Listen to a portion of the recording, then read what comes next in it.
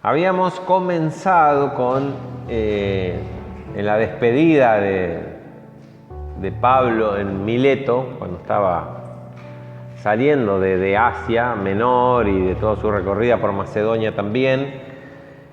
Ahí paró y convocó a los pastores, a los ancianos de Éfeso me imagino yo que de las iglesias del Asia Menor en Mileto, y allí les dio un discurso que lo habíamos prácticamente concluido la charla anterior. Lo leemos rápido, ¿sí? ¿Les parece? A partir del versículo 17 del capítulo 20 del libro de los Hechos. Dice: enviando pues desde Mileto a Éfeso, hizo llamar a los ancianos de la iglesia, y cuando vinieron a él, les dijo: vosotros sabéis cómo me he comportado entre vosotros todo el tiempo, desde el primer día de que entré en Asia. No perdamos el contexto, les está hablando a pastores, ¿no? A líderes y pastores de las iglesias de Asia Menor. Sirviendo al Señor, le dice Pablo, con toda humildad. Él mismo se pone de ejemplo, ¿no? Y con muchas lágrimas y pruebas que me han venido por las acechanzas de los judíos. Y como nada que fuese útil, he rehuido de anunciarles y enseñarles públicamente y por las casas, testificando a judíos y a gentiles acerca del arrepentimiento para con Dios y de la fe en nuestro Señor Jesucristo. Ahora he aquí, ligado yo en espíritu, voy a Jerusalén. Así, impulsado en mi espíritu, se sentía constreñido a ir a Jerusalén, sin saber lo que me ha de acontecer cuando llegue a Jerusalén, salvo que el Espíritu Santo por todas las ciudades me da testimonio. Donde iba, había un profeta que daba testimonio diciendo que en Jerusalén le esperaban prisiones y tribulaciones. Pero de ninguna cosa hago caso, ni estimo preciosa mi vida para mí mismo, con tal de que acabe mi carrera. Qué convicción, qué visión de la vida, ¿no? Donde estaban las prioridades de Pablo. Con gozo, a pesar de todo, con gozo. Y el ministerio, acabar también el ministerio que recibí del Señor Jesús para dar testimonio del Evangelio de la gracia de Dios.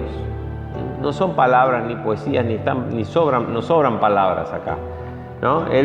El ministerio que tenía como objetivo dar testimonio del Evangelio. ¿Qué Evangelio?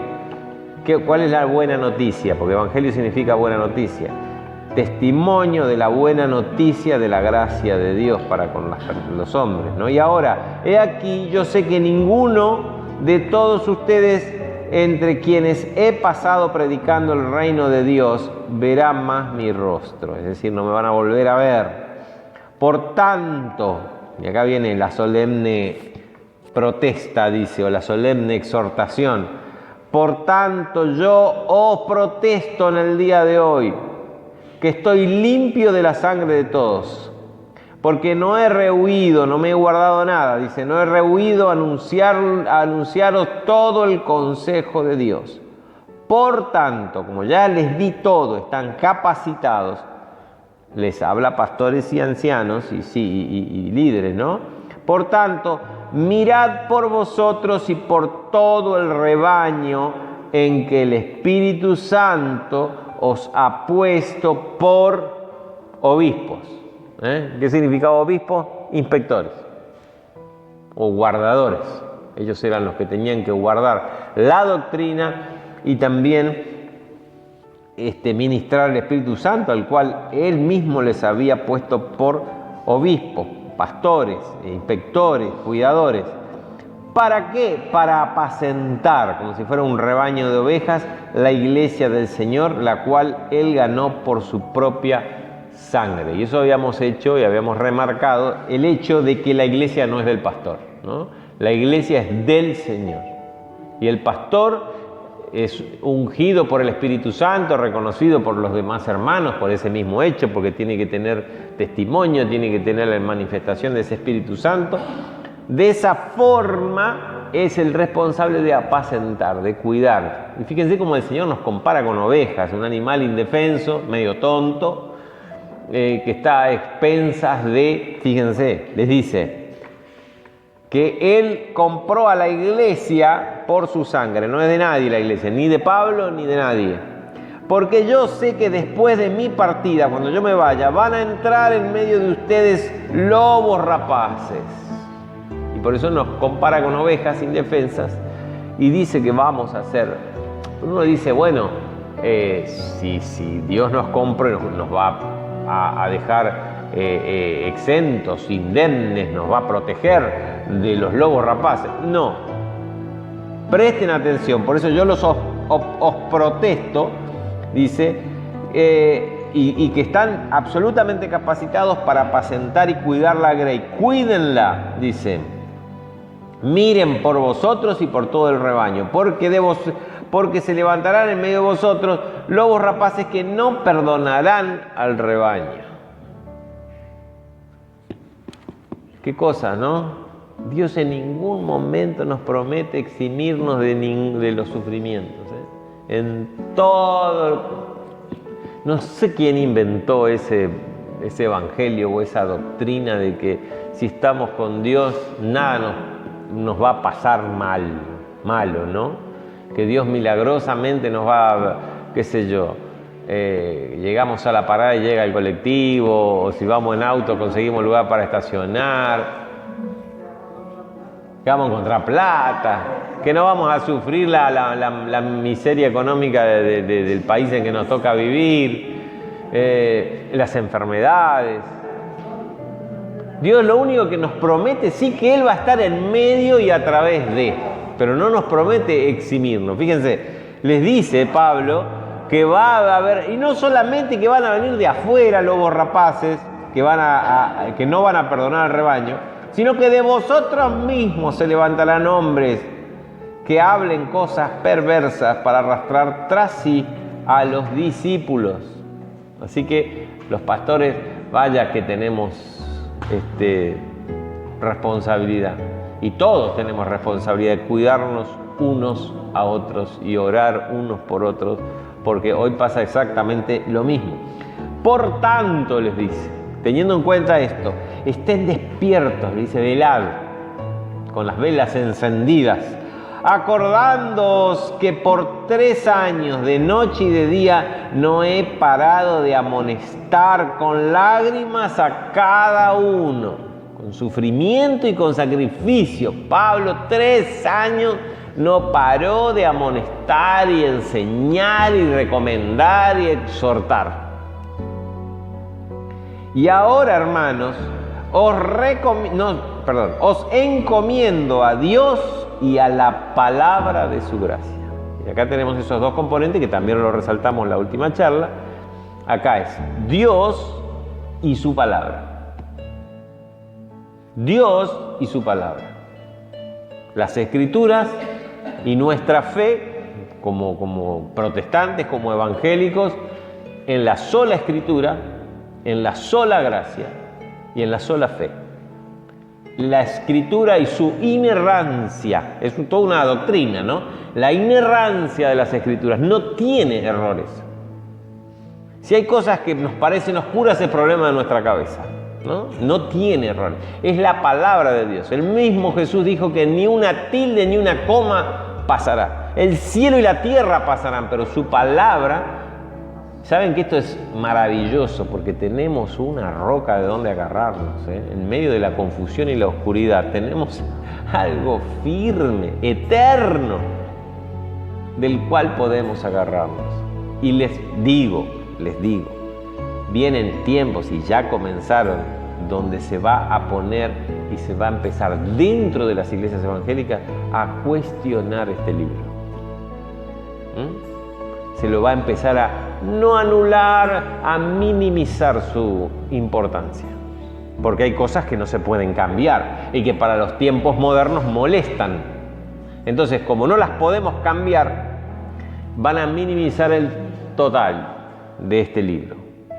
Y le digo que hay pastores que he escuchado, importantes, de iglesias importantes, donde minimizan este libro. No lo cuestionan, solo lo ponen a un costado, como diciendo, sí, pero es el Espíritu Santo, es la revelación que viene por... Entonces nosotros más que nunca tenemos que aferrarnos a la palabra, afirmar su palabra. Nos dice, acuérdense que por 3 años en el bla bla, y ahora, hermanos, os encomiendo a Dios y a la palabra de su gracia, porque Dios y la palabra tienen el poder para sobreedificarlos. Pablo había edificado, había empezado las bases, ahora quedaba terminar el edificio, y esta idea es sobreedificarlos y darlos la herencia con todo lo justificado. Es decir, terminar el trabajo. 2 cosas: el Espíritu de Dios a través de su Espíritu Santo, fundamental, que es el fuego dentro de la iglesia, siempre su palabra. Es acá nuestra garantía, ¿no? Y la promesa de la herencia. Esto tiene que ver con la segunda venida del Señor, con la promesa final, ¿no? Bien, hasta acá una parte y hasta acá habíamos llegado la semana pasada. Pablo les dice, ni plata, ni oro, ni vestido de nadie he codiciado. Y otra vez se pone en ejemplo él, ¿no?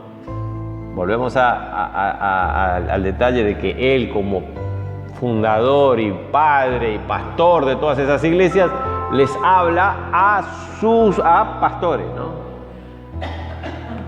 Entonces les dice, fíjense y tomen ejemplo de mí, ni plata, ni oro, ni vestido, ni de nadie he codiciado. Yo no vine acá por dinero. Antes, más bien, o al contrario, ustedes saben que para lo que me ha sido necesario a mí, para mis necesidades, y de los que están conmigo, su equipo de trabajo, que a veces estaba Lucas, estaba Silas, estaba Timoteo y otros más, estas manos me han servido. Él había trabajado y había vivido de su trabajo. No fue a pedir un plan social, no le dieron un subsidio, nada. ¿Él tenía derecho a que la iglesia lo sostenga? Sí. Imagínense el trabajo que él hizo en esos 3 años. La iglesia lo tenía que haber sostenido. Sin embargo, él quiso dar un testimonio más allá de su derecho como apóstol y como siervo de Dios de vivir del Evangelio. Porque él mismo lo dice, el que trabaja para el Evangelio, viva del Evangelio. El que trabaja para el altar, viva del altar. Esa es la norma general. Pero él no lo aplicaba a su vida, para que él no quedar pegado en nada y nadie diga que él lo hacía por algún negocio o algún interés económico. Así que él mismo dice, yo para mis necesidades y de mi equipo de trabajo, estas manos me han servido. Manos que no eran simplemente las que desenrollaban rollos para estudiar o manejar la pluma para escribir. Manos que realmente deberían tener callos. En todo les he enseñado que trabajando trabajando como yo trabajé, trabajando duro, se debe ayudar a los necesitados. Y acá hay que entenderlo bien, porque si no, normalmente lo que uno dice es, bueno, trabajando duro para darle a los necesitados dinero. Volvemos al punto. Pablo está hablando a pastores y está hablando del ejercicio del pastorado. ¿Cómo deben ejercer el pastorado? No en busca de dinero, no en busca de beneficios materiales el ejercicio del pastorado, sino para dar a los que necesitan el Evangelio.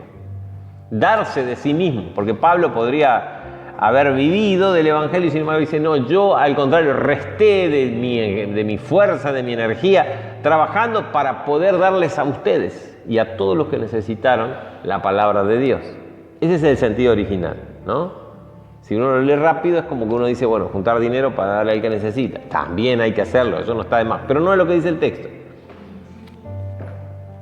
Dice, porque él se está recomendando a sí mismo. ¿Y los necesitados quiénes eran? Habían sido ellos en su primer momento. Y recordar las palabras del Señor Jesús que dijo. Estas palabras no están registradas como del Señor Jesús, pero hay muchas cosas que no quedaron registradas, lo dice Juan bien claro, si hubiéramos tenido que escribir, si se escribieran todas las palabras, las enseñanzas y los hechos de Jesús, no habría libros, los libros no entrarían en el mundo entero, dice Pablo, ¿no? De tantas cosas que Jesús enseñó e hizo. Así que, pero sí se sabía que Jesús había dicho estas palabras. Más bienaventurado, es decir, tiene más bendición el que da que el que recibe. Más bienaventurado es dar que recibir. Uya. Está raro esto, ¿no? Eso revela el carácter del Dios mismo. Esto es una característica divina, totalmente en contramano de lo humano, donde es mejor recibir, ¿no es cierto? Es mejor recibir. Pero Dios se da a sí mismo, sin recibir nada de parte nuestra, porque ¿qué puede recibir de nosotros? Nada. Nuestra humillación y nuestra gratitud, todo viene de Él, e incluso la gratitud y la adoración que le damos es porque su amor nos invade, porque lo que Él nos dio. Así que somos bienaventurados más cuando nos gastamos por otros, por los que necesitan nuestro tiempo, dinero, esfuerzo, capacidad, lo que tengamos, que recibir. Y saben que es algo que es maravilloso. Los que estamos en servicio pueden dar fe de esto, cualquier servicio me refiero. Pero por ejemplo enseñando, o algo que ustedes quieren aprender de las Escrituras, ustedes lo estudian, lo ven, lo podemos ver acá, un jueves, bla, bla, bla, todo lindo y se van.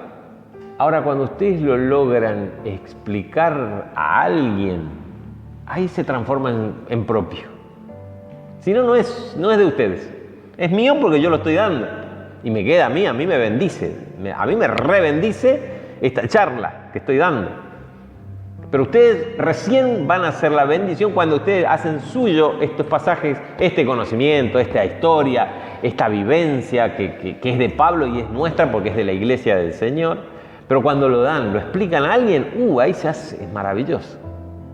Y más si el otro es bendecido y se arrima al Señor de alguna manera, ¿qué más? ¿No? ¿Qué más que alguien después puede decir, mirá, yo justo estaba así, vino tal hermano y me dijo tal cosa? Ah, la pelotita, qué privilegio, qué lindo. Bien, así que esto sí que es muy real y evidente. Es más bienaventurado dar que recibir. Cuando hubo dicho estas cosas, terminó el discurso, estábamos otra vez, volvamos, el contexto, estamos en Mileto, esperando ya el barco, Pablo para subir al barco. Cuando dijo estas cosas, Pablo se puso de rodillas y oró con todos. A ver, vengan hermanos, vamos a orar. Pablo se puso de rodillas y me imagino que todos se habrán puesto de rodillas con Pablo. ¡Qué espectáculo!, ¿no? Una verdadera despedida. ¡Qué dolor, qué emoción, qué tristeza y qué mezcla de cosas!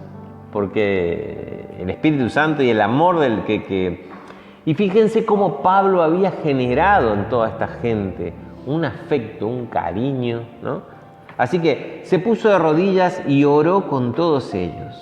Entonces hubo gran llanto de todos y echándose al cuello de Pablo le besaban. ¡Qué bárbaro! Pablo le dijo, no los voy a ver más. Y eso los mató a los pobres, ¿no? Fíjense, doliéndose en gran manera por la palabra que Pablo dijo de que ya no verían más su rostro y le acompañaron hasta el barco. ¡Ah, qué barbaridad!, ¿no? Qué tristeza, por un lado. Por eso esta parte ya de Hechos a mí me da una tristeza de acá en más. Hasta acá veníamos con boom, para arriba, Pablo fundando iglesias, recorriendo. Y acá ya es como todo complicado. Bien, pero Pablo sentía adentro que tenía que ir a Jerusalén, así que se subió al barquito y empezamos el viaje. Y los muchachos, ¿qué pasó? Se tuvieron que volver a sus ciudades con esa carga, con esa amonestación y estas palabras que le habían quedado grabadas en la mente de cada uno de estos pastores. para prestar atención a las doctrinas falsas que ya empezaban a salir, luchar con los judaizantes, con los hermanos, con esto y seguir expandiendo la iglesia, seguir evangelizando. Dice el capítulo 21, arrancamos, capítulo 21, libro de los Hechos. Después de separarnos, y acá cuando en el original habla de una idea, nos da la idea de que costó la separación, después de separarnos de ellos, zarpamos y fuimos con rumbo directo a Kos. A ver si acá lo encontramos. Acá, Kos. Mileto, fueron directo a esta isla, Kos.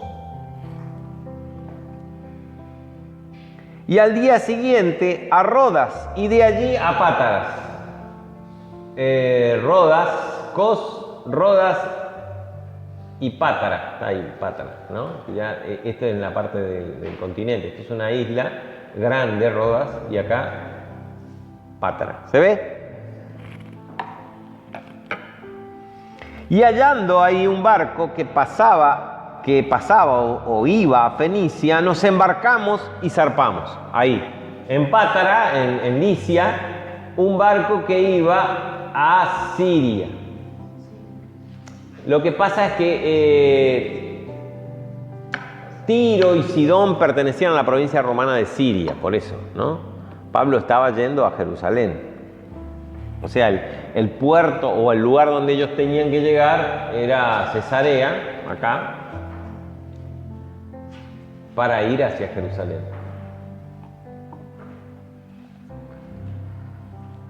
Al avistar Chipre, dejándola a mano izquierda, navegamos a Siria. Fueron a Chipre y pasaron por acá porque iban derecho a Siria, que era el puerto de Tiro, uno de los puertos comerciales más importantes de la región. Fíjense que la isla de Chipre a la izquierda, así que pasaron y no pararon en Chipre, pasaron de largo. Y ahí Pablo seguramente recordando su primer viaje, ¿se acuerdan? Ahí cuando estuvo en Chipre, ahí en Pafos, acá no figura Pafos.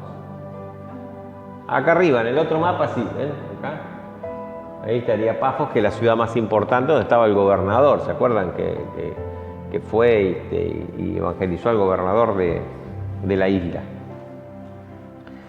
Al avistar Chipre, dejándola a mano izquierda, navegamos a Siria y arribamos a Tiro. Vieron toda la descripción del viaje muy precisa de parte de Lucas. Porque el barco había de descargar allí. ¿Dónde? En Tiro. Bien, llegamos a Tiro.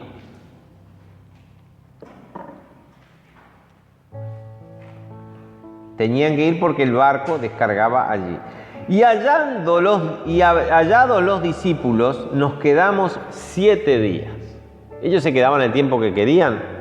No, porque el barco tenía que descargar y iba a tardar 7 días. Así que estuvieron con los discípulos. Bajaban y donde bajaban había discípulos. Es decir, había iglesias que habían fundado quién sabe quién. Pero con el desparramo que había habido ya con la persecución de Saulo, el mismo Pablo, se habían dispersado por todas las regiones, así que si iban hacia el norte, iban evangelizando por todas las regiones. Así que había también en Tiro una iglesia. Y ellos decían a Pablo por el Espíritu que no subiese a Jerusalén. O sea, estaban en la congregación de Tiro. Pablo pasó 7 días a saludar, a estar, me habrán tenido cultos, charlas, pero los profetas de la iglesia le decían, no subas a Jerusalén porque te esperan. Pero cumplidos aquellos días, salimos acompañados todos con sus mujeres e hijos hasta fuera de la ciudad de Tiro y puestos de rodilla en la playa oramos. Fíjense, siempre se muestra mucho cariño.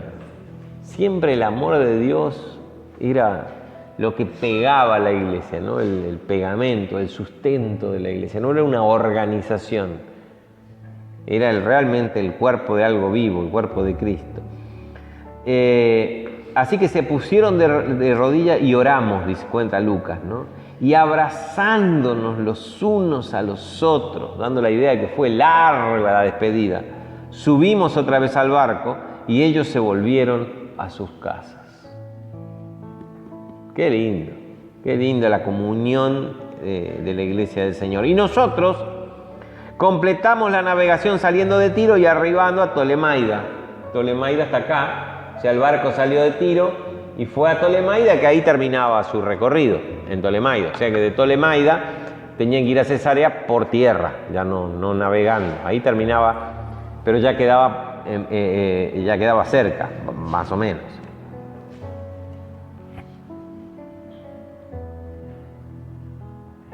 Y sí, más de 50 kilómetros quedaban. Y habiendo saludado a los hermanos, ¿qué hermanos? En Tolemaida también había iglesia. Por todos lados se había infectado de esta gente, ¿no? Era como la pandemia. Y eso que no había aviones. Era un virus. Dice que arribando a Tolemaida y habiendo saludado a los hermanos, nos quedamos con ellos un día. Ahora sí ya no estaban con la presión del barco y aparte Pablo quería llegar a Jerusalén. Al otro día, saliendo Pablo y los que con él estábamos, fuimos a Cesarea. Cesarea era la capital de la provincia de Judea. Ahí estaba el gobernador. Ahí estaba el mayor batallón del ejército romano, Cesarea, era una ciudad portuaria.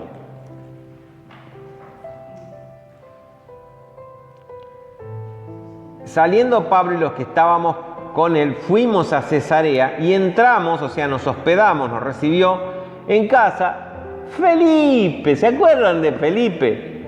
Y el eunuco, el que llamaban, dice, el evangelista, que era uno de los 7. Y posamos con él. ¿Qué 7? De los 7 diáconos. El que fue arrebatado y fue, sí. Ahora fíjense, uno de los 7 diáconos se llamaba Esteban, que murió apedreado y Pablo consentía en su muerte, ¿no? Así que Pablo le vendría algún nudito en la garganta cuando encontrarse con porque encima dice uno de los 7, dice Lucas, ¿no? O sea, era bien conocido, de aquellos primeros diáconos, cuando la iglesia recién se empezaba a organizar, cuando la iglesia recién empezaba, ya por su crecimiento, necesitaba ya un poco de organización. Y esos primeros ministros de Dios, que no solamente servían las mesas, sino que evangelizaban y discutían y predicaban y hacían milagros. Y ahí estaba don Felipe ya con sus un poco más de algunas canas tal vez, y sus anécdotas y sus historias en el ejercicio y en la lucha de predicar el evangelio. Bueno, y se quedaron con él y posamos, dice Lucas, con él. Este tenía 4 hijas doncellas que eran profetas, profetizaban. Otra vez, aparecían profetas de todos lados ahora. Y permaneciendo nosotros allí algunos días, descendió de Judea un profeta llamado Ágabo. Por si faltaban profetas, vino uno de Judea, llamado Ágabo, quien viniendo a vernos, tomó el cinto de Pablo y atándose los pies y las manos dijo: esto dice el Espíritu Santo, así atarán los judíos en Jerusalén al varón de quien es este cinto y le entregarán en manos de los gentiles. ¡Qué barbaridad!, ¿no? ¡Qué un rajo!, ¿no es cierto?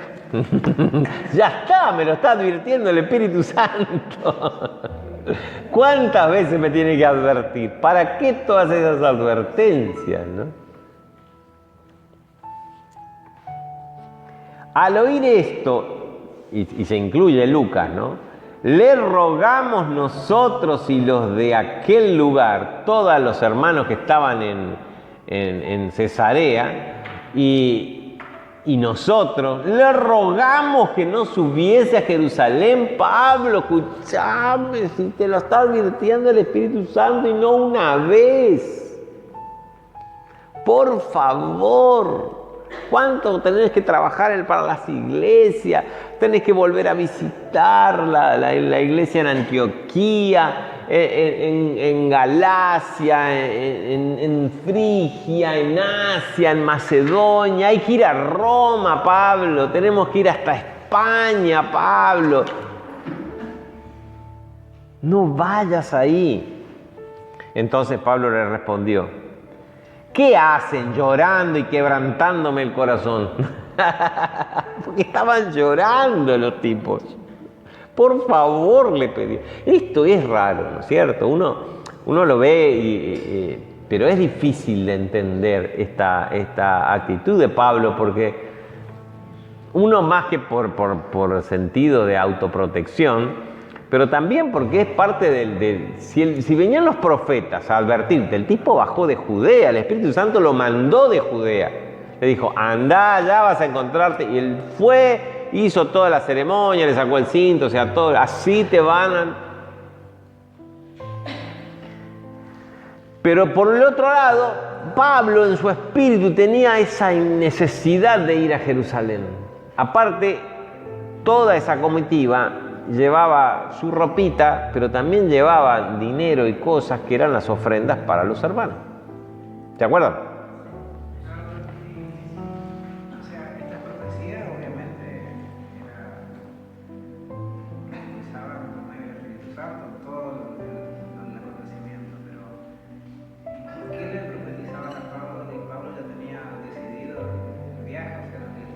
Claro, por eso digo, es raro, a nuestro entender, es raro por qué Pablo no hizo caso, porque... Por ejemplo, ahora que alguien profetiza y me dice, esto no me está advirtiendo que no vaya. Claro, es lo que yo digo.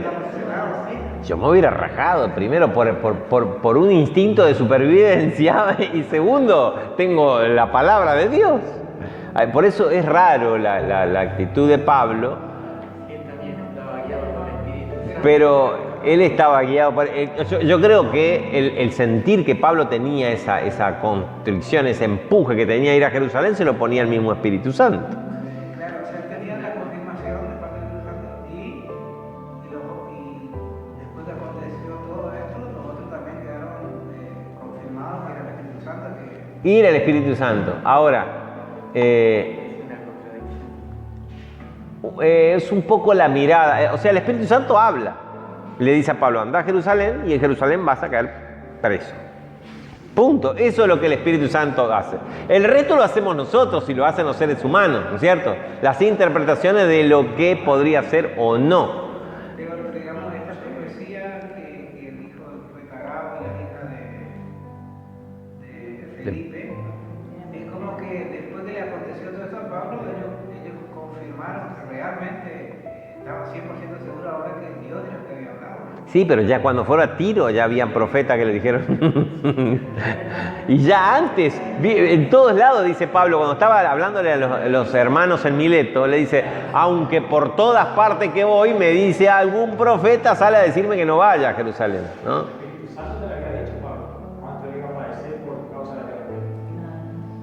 Y él lo sabía.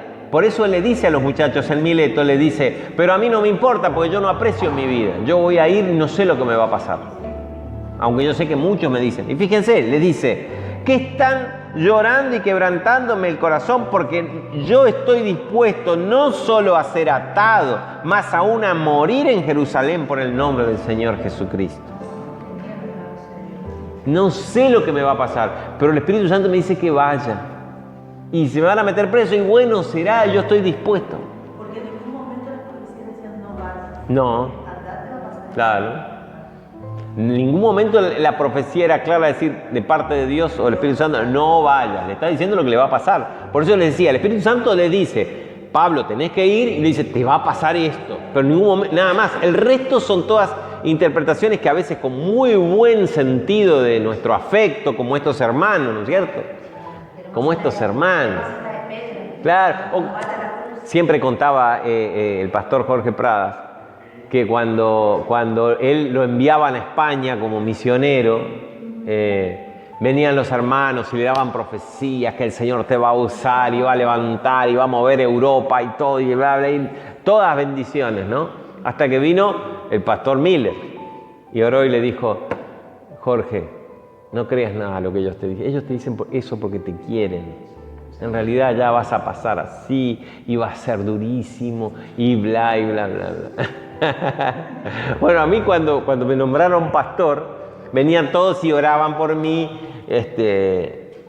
y me bendecían y me felicitaban, y yo no entendía por qué rayos me estaban felicitando. Hasta que vino justamente el pastor Prada último, me abrazó y me dijo: bienvenido al club de los que sufren. Punto. Y era el único que yo sentí que era palabra de Dios. Los otros eran todo buenas intenciones, ganas que vienen de nuestro afecto hacia la persona. Yo hubiera estado ahí, le hubiera agarrado a Pablo de la túnica para decirle: no vaya, Pablo, escribí más, habla más, enseña más, danos más. Pero Dios ve las cosas de otra manera. Pero estaba bien porque expresaba el amor que le tenían, ¿no?, estos hermanos.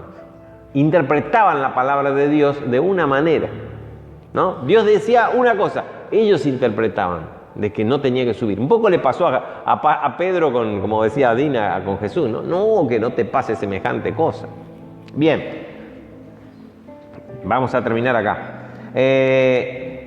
No estoy dispuesto a morir en Jerusalén por el nombre del Señor Jesús. Y como no le pudimos persuadir, qué cabeza dura este Pablo. Desistimos diciendo: y bueno, que se haga la voluntad del Señor. Y es lo que Pablo decía, que se haga la voluntad del Señor. Desistimos de nuestro intento. Pero bueno, valió el intento. Después de esos días, ahora fíjense si lo hubieran convencido a Pablo y Pablo hubiera dudado, y bueno, nos quedamos, bueno, vámonos mejor a Antioquía de Siria, vamos a visitar la iglesia y...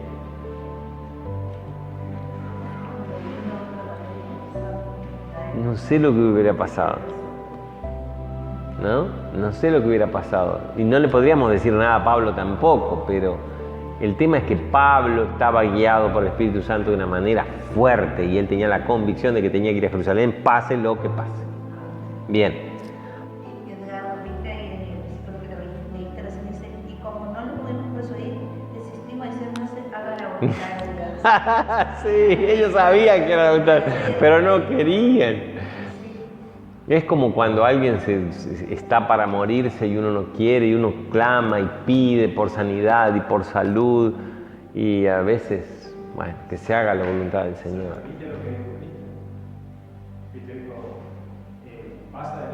Claro. Y Pablo ya lo había decidido, ahora lo decidieron los hermanos. Pablo dijo: no importa lo que pase, ¿qué va a hacer? Y como no le... Bueno, ya está. El 15, versículo 15, capítulo 21 dice: después de esos días, hechos ya los preparativos, subimos a Jerusalén. Era un viaje de 100 y pico de kilómetros, 105 kilómetros. Se hacía caminando, había que hacer preparativos, más aún sabiendo que llevaban dinero y todo lo que habían recaudado como ofrenda para los hermanos en Jerusalén. Y vinieron también con nosotros de Cesarea algunos de los discípulos, trayendo consigo a uno llamado Mnasón, que era chipriota, originario judío, chipriota, convertido. Fíjense que dice discípulo antiguo, para no decirle viejo, ¿no? Qué lindo, ¿no? Estoy quedando antiguo. No, esto habrá sido tal vez el viaje misionero de Pablo a Chipre, ¿no es cierto? Tal vez. O quizás no, quizás él era de la zona, era chipriota y vivía en Jerusalén y fueron de los primeros convertidos. Pero era un discípulo antiguo, conocido, ya viejo lobo de mar. Discípulo antiguo, ¿con quién nos hospedaríamos? No se sabe si en Jerusalén, algunos dicen que no, que antes, entre Cesarea y Jerusalén, acá estamos, Cesarea y Jerusalén, tal vez sería de alguna aldea de por ahí donde él los acogería en el viaje, pero se iban a hospedar en la casa de este Mnasón, chipriota, que les iba a dar, a acogerlos ahí y hospedarlos. Bien, terminamos acá. ¿Qué más podemos decir? Que el Espíritu Santo guíe nuestras vidas, más allá de nuestras emociones, sentimientos, deseos y sueños y criterios y pensamientos, que el Espíritu Santo guíe nuestras vidas. Y a veces pensamos que si el Espíritu Santo nos guía en nuestra vida es quedar temblando o llorar. No, a veces es simple. Uno sabe lo que tiene que hacer, ¿no? Uno sabe lo que tiene que hacer y como decía Javier, ¿no? Que se haga la voluntad del Señor. Como ellos tomaron al final la conclusión en nuestras vidas. Más allá de todo lo que nos venga, que no lo podemos evitar, ¿no? Los sentimientos, emociones, pensamientos, los tenemos, los sentimos, los vivimos. Más allá de todo eso, que se haga la voluntad de Dios en nuestra vida y en esta iglesia. Amén. Oramos. Sí.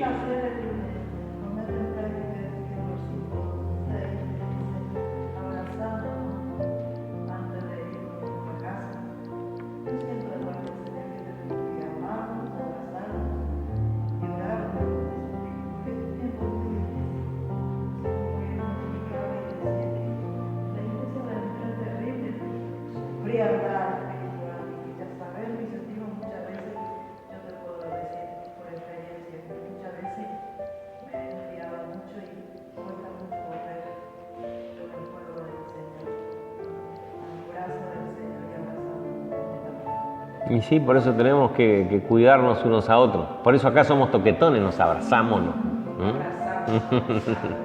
Bueno, oramos. Señor, te damos gracias por tu palabra, gracias por este ejemplo de todas estas iglesias, todos estos hermanos realmente antiguos, primeros, Señor, que estuvieron en el principio. Gracias porque han quedado registradas estas palabras, porque hoy podemos meditar en ellas, podemos aprender de ellas.